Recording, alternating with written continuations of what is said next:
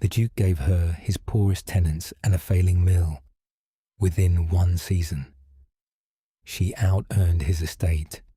The waterwheel turned with the stubborn groan of a thing no one had expected to survive another spring.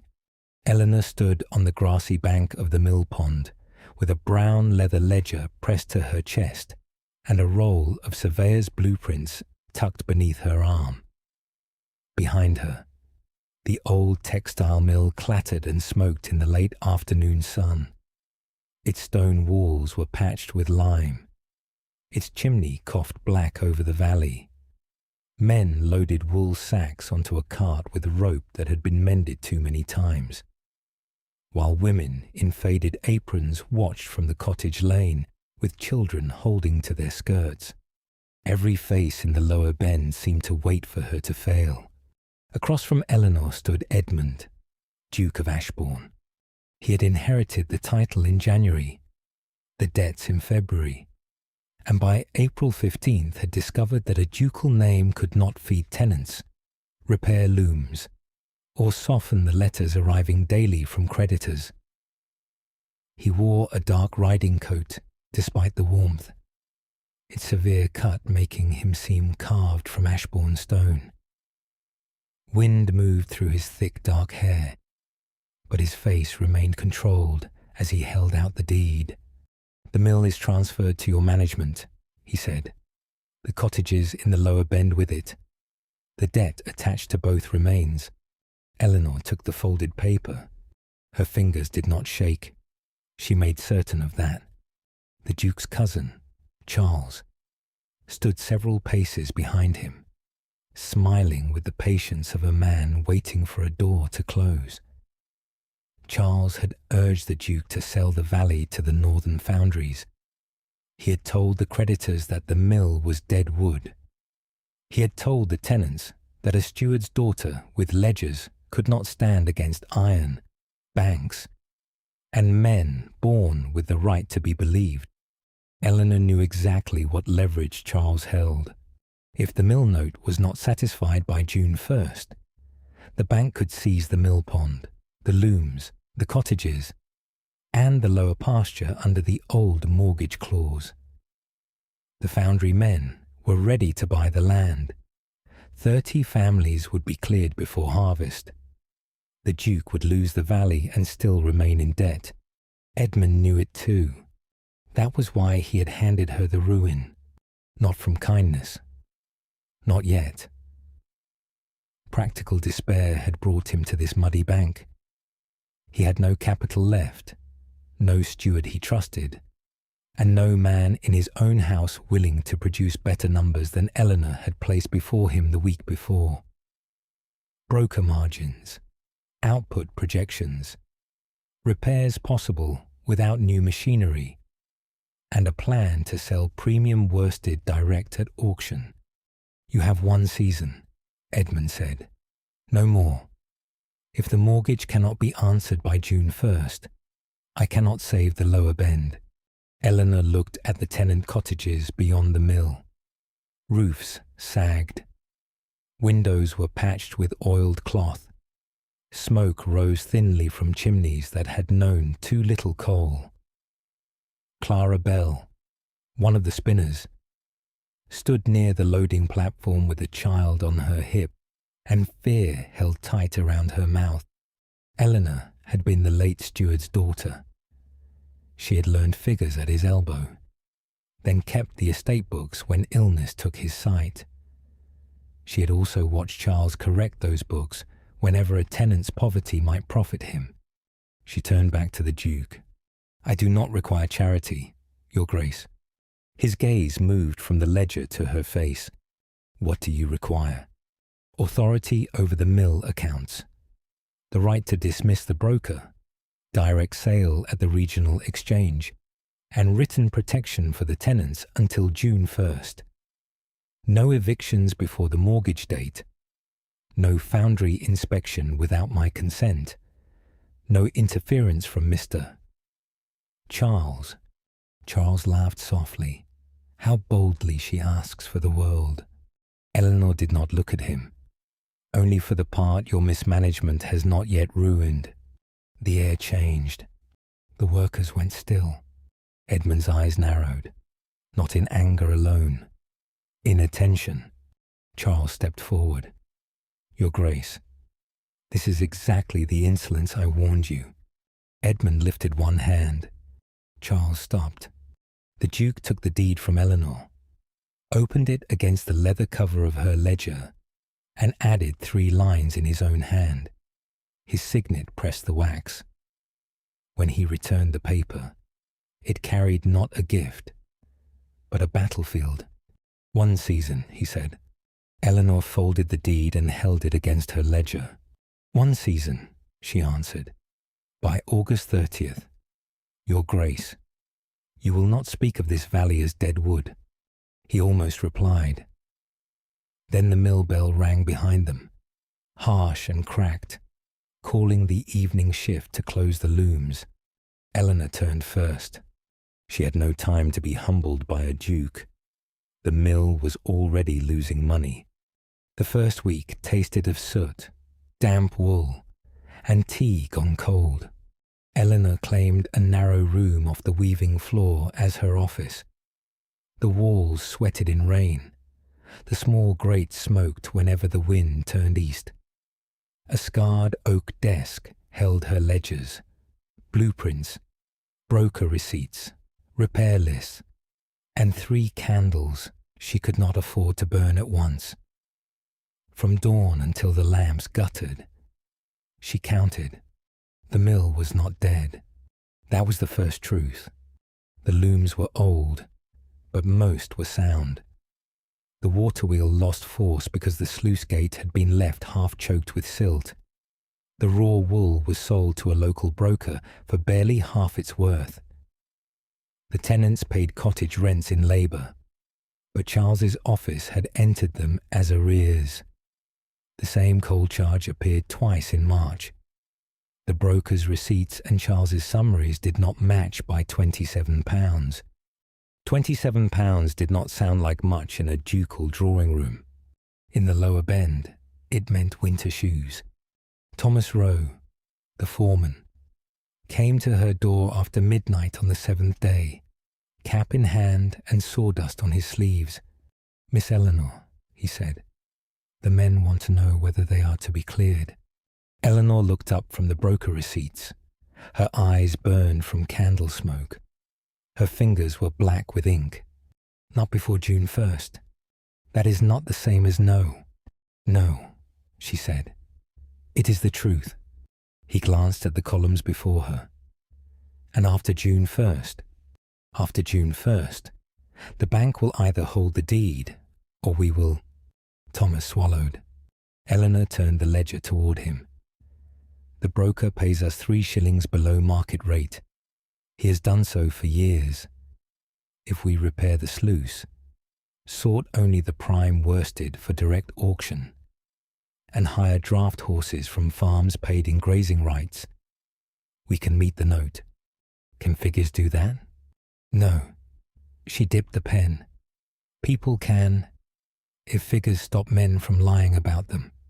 Thomas stood a little straighter. By morning, he had 6 men clearing the sluice. By noon, Clara Bell had brought Eleanor a cup of black tea and a heel of bread wrapped in linen. You forgot breakfast, Clara said. I forgot yesterday. Then it is a dangerous habit. Eleanor took the tea. Can the spinners sort the prime fleece separately? If you tell them why. If I tell them why, panic may do Charles's work for him. Clara looked toward the weaving floor, where the old looms clattered like bones learning music again. Then tell them what their hands can change, not what their fear cannot. Eleanor looked at her. That afternoon, she gathered the workers by the waterwheel and gave them no speech about hope. Hope was too fragile for hungry people. She gave them numbers, bales sorted, hours saved, broker margins, auction rates, wages paid first if the sale succeeded. When she finished, Thomas lifted his cap. Clara did not clap. She only said, "You heard Miss Eleanor. Prime fleece on the east racks. No damp wool near the loft." The work began. Charles arrived with rain on his hat and malice under his smile. He entered Eleanor's office without knocking, glanced at the sorted receipts, and shook water onto the floorboards she had scrubbed herself. Still playing mill owner. Eleanor blotted the ink, still entering rooms like a man afraid to be refused. His smile thinned. She had not meant to say it. Fatigue had sharpened her tongue past prudence. Charles closed the door. "You think the Duke's little deed protects you. Edmund is desperate. He has always confused penance with judgment. His brother left him debts, tenants, and shame. You are merely another burden he has decided to watch from a distance. Then you have no reason to be here. I have every reason. The lower valley will be sold before summer. The foundry men will pay enough to quiet the loudest creditors. The cottages will be cleared, yes, but peasants are portable." Eleanor rose. "Tenants," she said. "What?" "They are tenants, families, skilled hands, not peasants to be swept from a table." Charles laughed. "There is the steward's daughter, so earnest, so useful. Do you imagine usefulness makes you equal to those who own the land?" Eleanor placed one broker receipt beside another and turned both toward him. "No, but fraud makes you vulnerable to those who can count. For one breath." Charles's face changed. "Not much. Enough." His gaze dropped to the receipts. Then he smiled again and opened the door. "Count quickly. Miss Eleanor, banks do not admire clever women either." After he left, Eleanor sat very still. Then she marked the first clue in the margin. Broker linked to Charles. March receipts altered. The Duke returned 3 days later. Eleanor heard the carriage before she saw him. It stopped by the mill pond, where men were hauling silt from the sluice channel, and boys were spreading fleece in the dry loft. Edmund dismounted without a groom's help and stood for a moment watching the water strike the wheel with greater force than it had in months. Eleanor met him outside the office with her ledger under one arm. "Your Grace, Miss Eleanor." The formality sat between them like a third person. "I received a complaint from Mr. Hobb, the wool broker," he said. "He claims you refused his wagons." "I did." "On what authority?" "The authority you wrote on April 15th. A faint pause. Then he inclined his head. "Show me." Inside the office, she laid out the broker receipts, the regional price sheets, Thomas's output tallies, and Charles's summaries from the estate office. The room was cold enough that her breath showed faintly, but she ignored it. Edmund did not. His eyes moved over the columns, not quickly, not as men often read women's work, searching for the line that gave them permission to interrupt. He followed each figure to its consequence. "The broker took £31 from March alone," he said. 27 by the receipts, 31 when cartage is corrected. He looked again. A small line appeared between his brows. "You are right."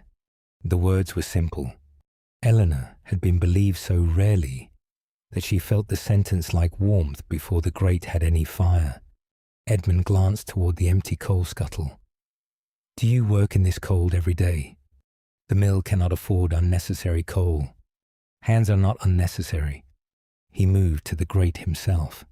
Eleanor stared as the Duke of Ashbourne knelt on the hearth and built a fire with the same care a clerk might give a legal seal. He did not make a performance of it. He did not look back to see whether she was impressed. He struck flint, waited for the kindling to catch, and set the first coal only when the flame could bear it. "You cannot write if your fingers freeze," he said, rising. "I have managed." That was not my question. She looked down at the ledger. Because gratitude was more dangerous when it arrived dressed as practical sense. Thank you. He returned to the desk but did not sit in her chair. What else do you need? Eleanor opened the blueprints. Grazing rights for draft horses. Permission to use the upper dry loft. A letter in your hand dismissing Hobb as broker. A notice to the bank that the mill remains in active output and that any inspection must include production tallies from the floor, not reports from the estate office. Charles will call that an insult. Charles delays letters that do not serve him. Edmund's gaze sharpened. You have proof? Not yet. I have patterns. Then we begin with patterns. He signed the letters before leaving. At the bottom of the bank notice, he added, Miss Eleanor Hale is authorized to present accounts on behalf of Ashbourne Mill. Hale, her mother's name, not merely the steward's daughter. Eleanor did not comment. That evening, after he had ridden back toward the hall, Clara found her standing by the office grate, holding the signed notice as if it were too delicate for the world. Is it good news? Clara asked. It is ink. That is often better. May became a season of work sharp enough to cut. The sluice cleared. The water wheel turned faster. Thomas repaired 2 wagons using timber from an abandoned sheep shed, then persuaded 3 neighboring farms to hire draft horses in exchange for lower pasture grazing. Clara reorganized the spinning shifts so mothers could work earlier hours and older boys could carry fleece before lessons at the parish room. Eleanor entered every change. Output rose. Waste fell. The first wage packets paid in full brought no cheers. The workers were too tired and too wary. But Clara came to Eleanor's office after supper and placed 1 small bunch of bluebells in a chip jar beside the ledger. For the accounts, she said. The accounts do not require flowers. No, but the woman keeping them does. Eleanor did not know how to answer, so she trimmed the stems with Thomas's knife and set the jar nearer the window. A week later, Edmund saw the flowers and said nothing. The next time he came, he brought not roses, not an ornament, not any foolish thing a gentleman might imagine would soften a working woman. He brought a packet of clean blotting paper, 2 new quills, and a tin of tea. Household surplus, he said. Eleanor looked at the Ashbourne seal on the tin. Does the hall often have surplus tea in the mill office? It does now. Clara, passing the open door, coughed with suspicious violence. The tea became their first domestic anchor. Not sweet, not ceremonial. Strong black tea poured into chipped cups while ledgers lay open between them and rain tapped the office window. Edmund learned not to interrupt when Eleanor was inside a column. Eleanor learned that his silence was not always dismissal. Sometimes it was attention disciplined into stillness. One evening, near the end of May, she found him standing by the water wheel after the workers had gone. The sun had lowered behind the mill, turning the pond copper. Edmund held one of Charles's old tariff filings. You were right, he said. The wool tax was filed under the old rate. Eleanor took the paper. Their fingers did not touch. He offered it by the edge, waiting until she grasped it. Charles, his hand is not on the page. Of course it is not, but his clerk's is. Edmund looked toward the cottages. If this correction is accepted, the estate owes the mill £12. The estate owes the mill many things. Yes, he said. I am beginning to understand that. The words settled over the pond. Then Clara's youngest boy shouted from the yard that the repaired wagon had not collapsed. And Thomas answered that miracles were best inspected before praised. Eleanor laughed before she could stop herself. Edmund looked at her, as if the sound had struck something long unused. She turned quickly toward the ledger. "Your Grace, if you are finished discovering old fraud, we still need the bank draft arrangement." He obeyed the change of subject with mercy. That, too, was a kind of warmth. June first arrived with Charles. He came to the mill yard at noon with 2 bank clerks, a folded mortgage notice, and the pleased expression of a man carrying weather he had purchased in advance. The workers gathered by the loading platform. Clara stood beside Thomas, one hand on the dry loft key. Edmund arrived moments later, his horse flecked with foam from a hard ride down the valley. Eleanor stepped from the office with her ledger in hand. "What is the exact claim?" she asked. Charles bowed. "Good afternoon to you too, Miss Hale. The bank has exercised the mortgage recall clause." "On what grounds?" "Output instability and suspected mismanagement. The notice was properly sent to the estate office 10 days ago." Edmund's face turned cold. Eleanor did not look at him. Not yet. She looked at the bank clerk. "May I see the inspection notice?" The clerk hesitated, then handed it to her. There it was, dated 10 days earlier, addressed to the estate office, received by C. Ashbourne. Charles had not merely delayed a letter. He had held the bank's inspection notice until the recall could be triggered. Clue became proof. Eleanor placed the notice inside her ledger. The mortgage clause permits recall if output ceases or if inspection is refused. She said, "Output has not ceased. Inspection was concealed. The bank may inspect now." Charles smiled. "The recall is already filed. Then the note must be satisfied by merchant draft." The second clerk blinked. "By noon tomorrow. Miss Hale, Thursday was agreed in the earlier correspondence." Charles's smile widened. "No such correspondence stands." Eleanor opened the ledger to Edmund's signed bank notice. "It does. His Grace authorized me to present accounts on behalf of the mill." The bank acknowledged in writing that merchant draft from the regional exchange would satisfy the note if lodged by noon Thursday. The clerk took the letter, read it, and cleared his throat. "That is correct." Charles's smile died. Eleanor turned to Thomas. "Load the prime worsted. Every bale from the upper dry loft. Clara, bring the dry storage key and the loft tally. We leave before dawn." The clerk looked uncertain. "There has been a report of flood damage." "By whom?" Charles's silence answered too quickly. Eleanor met Edmund's eyes then. In his, she saw not command, not rescue, but a question. "What do you need?" She answered aloud. "Your carriage to carry the papers, your seal on the merchant draft, and no one from the estate office near the loft tonight." Edmund turned to the bank clerk. "You have heard Miss Hale." The workers moved. That was the first victory. Not the bank, not the money. Movement. The regional exchange smelled of wool, polish, sweat, and money. On Thursday morning, the Ashbourne bales sat under high windows where light could show every floor. Eleanor stood beside them in her practical blue gown. Ledger hugged to her chest, blueprints and tallies tucked beneath the strap. Edmund stood several steps behind her, not because he was indifferent, but because she had asked him to.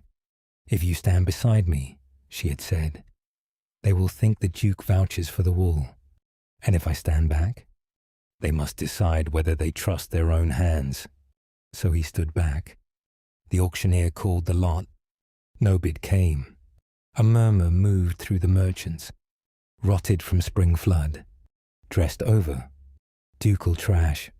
Eleanor heard every word. Charles stood near the front, smiling into his glove. A fair merchant named Harrison avoided her eyes. That hurt more than the sneers. He knew wool. He knew better. But rumour had made cowardice comfortable. The auctioneer shifted. £50 then. £50. The lot was worth 8 times that. If the sale failed, the bank would take the mill. If the bank took the mill, the cottages followed. Eleanor felt the lower bend behind her. Clara's children. Thomas's repaired wagons. Mrs. Bell's roof. The first full wage packets. The bluebells by her office window. She closed the ledger. For the first time that morning. She did not wait for any gentleman to decide her worth. Eleanor walked to the display bale, took Thomas's mill knife from her pocket, and cut the canvas open from top to bottom. Pure worsted spilled out, cream bright beneath the exchange windows. A soft sound passed through the room. Eleanor lifted a handful of fleece. "This is Ashbourne worsted from the upper dry loft," she said, "stored above the flood line. Tallied by Thomas Rowe, witnessed by Clara Bell, sealed at the loft door, and transported under bank observation. Any merchant who doubts it may test the staple now." Harrison came first. He took the fleece, pulled it, rubbed it between thumb and the finger, then looked at Charles with disgust. "This is no flooded wool." "No," Eleanor said. "It is wool someone wished to buy cheaply after frightening honest men away from bidding." Charles stepped forward. A steward's daughter slandering gentlemen in public. Thomas's voice cut across the hall. "I sealed the loft." Clara followed, holding up the tally sheet. "And I witnessed every bale." Eleanor placed Charles's delayed bank notice on the auction block. "Mr. Charles Ashbourne received the inspection notice and withheld it. He also spread the flood report now contradicted by every fleece before you." The bank clerk, pale with the growing realization that his institution had nearly been used as a blade, took the notice. Harrison raised his hand. £200.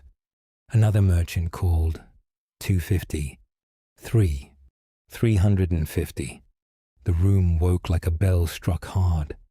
Eleanor stepped away from the block, but Charles moved into her path. His face had lost its lazy polish. "You insolent little accountant." Edmund moved forward. Eleanor lifted one hand, not to him, but to the bank clerk. "Please record that Mr. Ashbourne has attempted to obstruct the sale after a delayed inspection notice bearing his receipt." The clerk began writing. Charles looked at the clerk, then at Edmund, then back at Eleanor.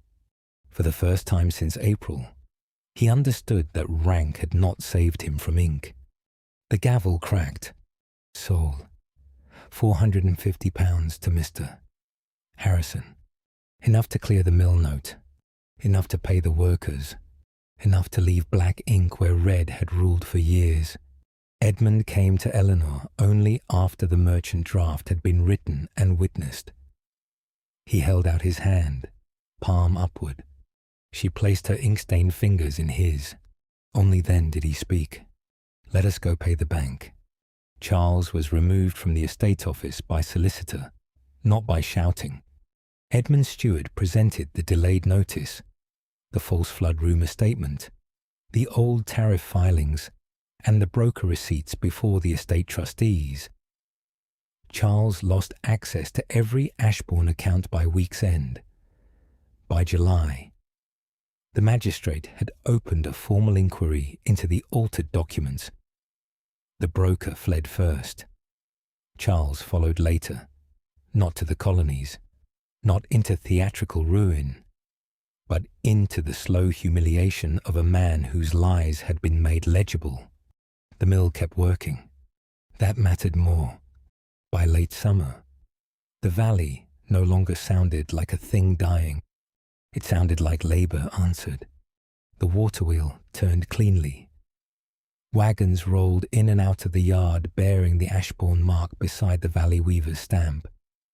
Cottage windows were mended.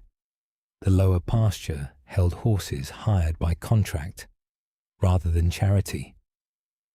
Thomas oversaw a new drying loft roof. Clara trained 3 girls in sorting prime fleece and told them figures were not men's property. On August 30th, Eleanor carried 2 ledgers to the mill yard. The whole lower bend had gathered because Thomas had told them wages would be read, and because Clara had told them there would be buns if Thomas did not make a speech first. Edmund arrived from the hall on foot. That was noticed. Dukes did not often walk down to places their families had once ignored. Eleanor stood on the loading platform where, in April, workers had watched her inherit ruin. The blue gown she wore was the same one, mended at the cuff, brushed free of mill dust for the occasion. The brown ledger rested beneath her hand. She opened the first book. Ashbourne Hall estate account, she said. After rents, debts, and repairs. Profit of £19 for the quarter. A small murmur passed through the tenants. Then she opened the second. Ashbourne Mill and Lower Bend account. Profit of £112 after wages. Mortgage payment, repairs, and cottage roof allowances. Silence. Then Clara laughed once, a bright disbelieving sound. Thomas removed his cap. A child near the front whispered, "Does that mean we stay?"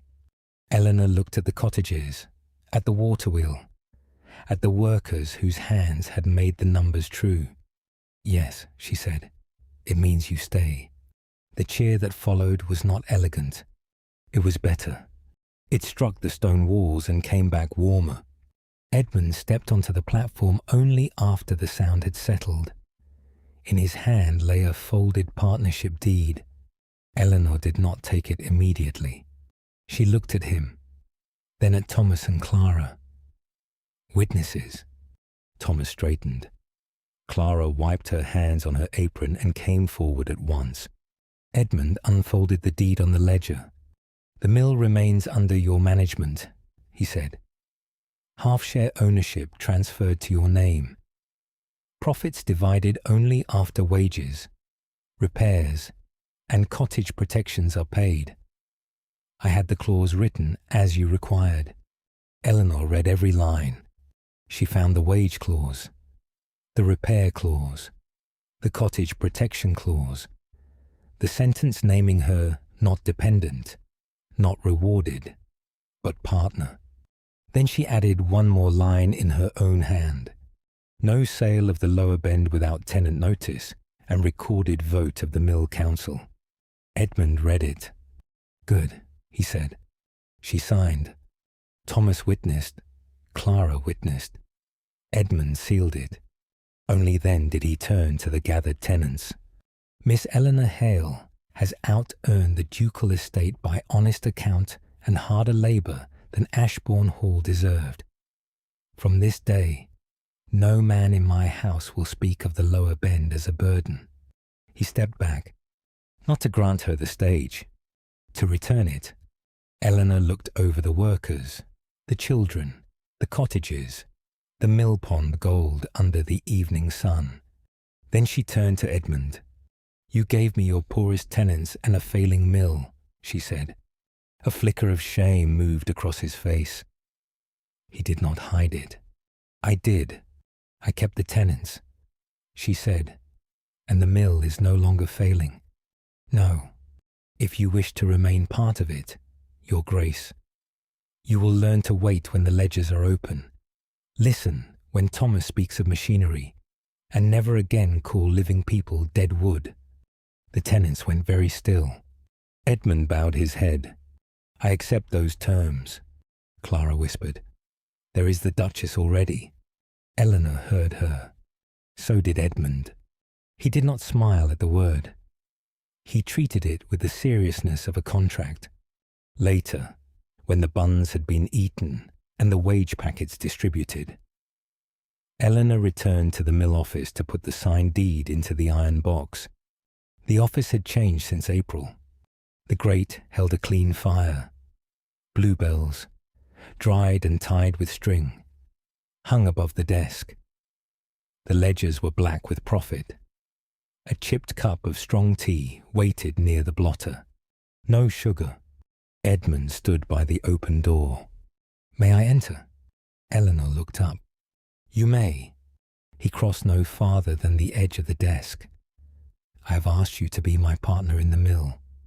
I will ask nothing more in front of people whose wages depend upon your freedom to refuse me."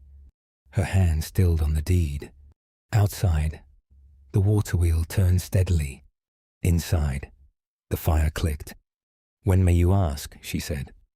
"When you are ready to answer as Eleanor Hale, not as the woman who saved my estate, not as the partner whose work I need, and not as someone cornered by gratitude." Her throat tightened. The man who had once handed her ruin now stood waiting for permission to hope. Eleanor closed the iron box. "Ask now." He drew breath, carefully. "May I court you?" "Eleanor, with the intention that, if time proves me worthy, and you freely choose it, you might one day become Duchess of Ashbourne. No deadline, no command, no reward disguised as romance, only a question placed gently between ledgers, firelight, and the sound of work continuing beyond the door." Eleanor offered her hand across the desk. "Yes," she said, "but I will not leave the mill." Edmund bowed over her hand and pressed one brief, respectful kiss to her knuckles. "I would not dare ask it." Autumn settled over the valley in gold. Ashbourne Hall did not become rich overnight. No honest account did, but it became accountable. The mill profit repaired cottage roofs before drawing-room curtains. The tenants paid rent from wages, not fear. Thomas sat on the mill council. Clara kept the training ledger and scolded anyone who called arithmetic unfeminine. And every Thursday, the Duke of Ashbourne walked down from the hall to the mill office, where Eleanor's blueprints covered half the desk, and his estate papers waited their turn. The first time he arrived with muddy boots and no groom. Thomas looked at Eleanor and said, "He may do." Clara replied, "If trained." Eleanor laughed. The waterwheel turned outside, steady as a promise earned rather than inherited. A house may inherit land, but it must earn the right to keep its people. The end. Outro. Stay a little longer beside the fire, where Eleanor's brown ledger rests beside the first black ink profit sheet, and the kettle has just begun to sing. Which moment stayed with you most? The Duke handing her a failing mill, Eleanor cutting open the wool bale before the whole exchange, or the day she proved the mill had out-earned Ashbourne Hall, a turning wheel, an honest ledger, and a woman who refuses to call people dead wood can change the fate of an estate. Share your thoughts below and subscribe. The kettle is always on.